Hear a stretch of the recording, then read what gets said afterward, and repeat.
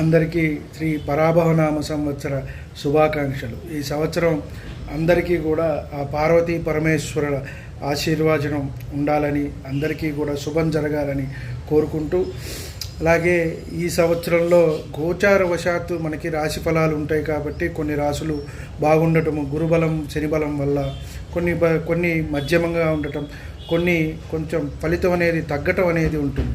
మనకి ముఖ్యంగా తీసుకున్నట్టయితే ఎప్పుడూ కూడా మనకి నడిచే మహర్దశే మనకి చాలా ముఖ్యమైనది.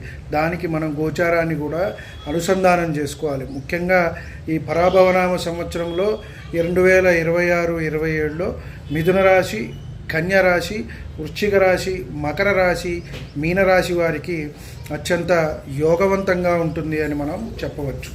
అలాగే కుంభరాశి, మేషరాశి వారికి కొంత ఇబ్బందికరమైన ఫలితాలు అనేవి ఉంటాయి. తక్కిన వారికి మధ్యమంగా ఉంటాయి.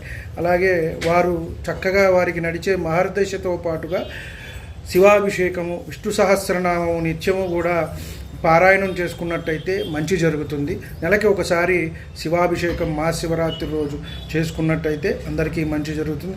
మరొకసారి అందరికీ కూడా శ్రీ పరాభవనామ సంవత్సర శుభాకాంక్షలు.